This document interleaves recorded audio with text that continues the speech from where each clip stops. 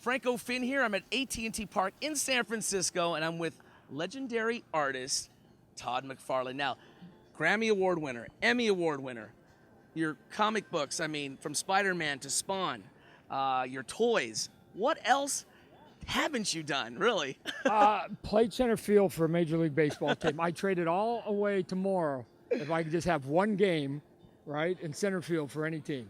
I'm still a frustrated athlete. I played Pac-10 baseball when I was younger, so I still have it in my blood, and I love being by the ballpark. Well, what an appropriate backdrop. We're here at AT&T Park. Todd McFarlane. Who doesn't know Todd McFarlane's name? I mean, if you've followed, Spider-Man to Spawn, I mean, my goodness, I mean, you've pretty much worked with some of the greatest, like Stan Lee as well. Right, yeah. No, and, Stan. but what else is in the horizon for you? I mean, what else do you want to do? Well, look at well, right now I'm finishing up a script to reboot the Spawn movie. First one came out about 10, 12 years ago, so...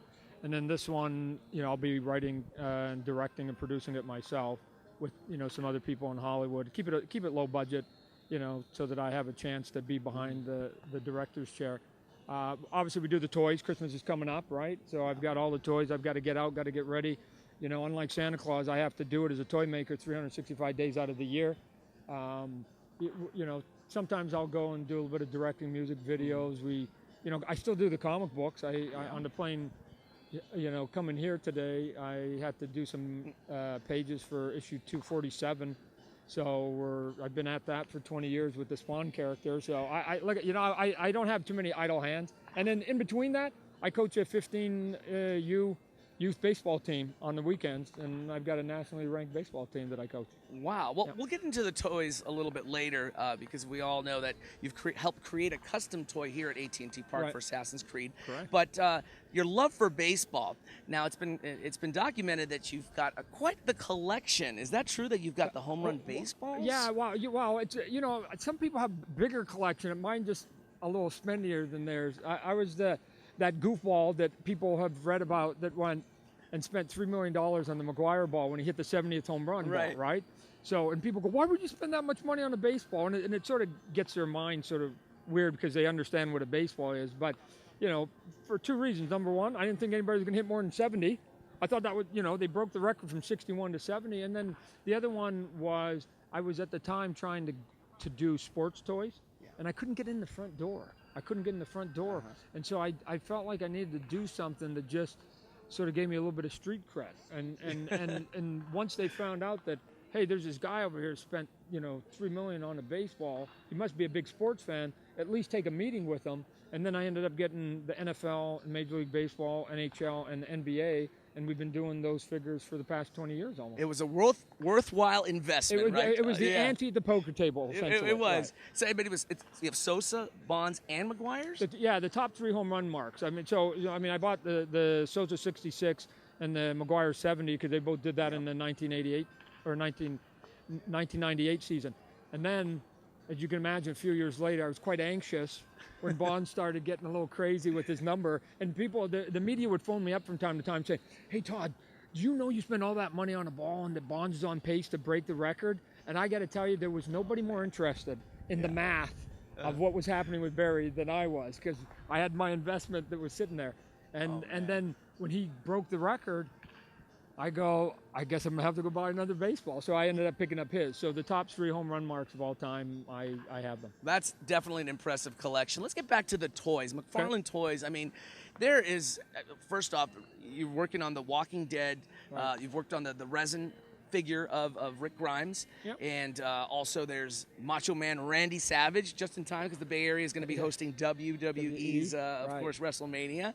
And talk about the toys and what kind of other toys are you working on? Well, I created Spawn, and then I started my own toy company to make my own characters, right? Because I didn't trust that the public companies, the Fortune 500 companies, sort of understood what it was that I was trying to do. I wanted to make non-traditional toys and sell them in a non-traditional way.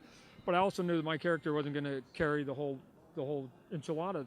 So we had to go and start finding other licenses. But The Walking Dead is a comic book that comes from Image Comics. I'm also the president of Image Comics that's in the Bay Area here. And Walking Dead, we'd been publishing it for 7-8 years before Hollywood discovered it, right? So this thing that's this new global phenomenon, I go, What do you mean? We've been doing this for a decade almost. Yeah. So when it became big on TV, then it was easy for me to go to the creator of it, who happens to be my partner at Image Comics, and go, hey, Robert Kirkman. I go, Robert, let me have the toy rights. And then I went to AMC going, let me have the toy rights. And so I've been making those for the last 4 or 5 years. You know, the video games here, obviously Ubisoft. Yeah. You know, just down the street here from the ballpark. You know, with Assassin's Creed, we did a little bit of Rabbids. We've been doing a lot of Halo stuff over the years too. So, you know, a lot of movie stuff, TV stuff. I mean, just a pop culture. I'm in the pop culture business, right? And some of these, I can't wait to get my hands on the Randy Macho Man Savage. Oh, no, that statue is big. How right? big is that? No, thing? that thing is It's it's huge. almost 18 inches tall. And then you can.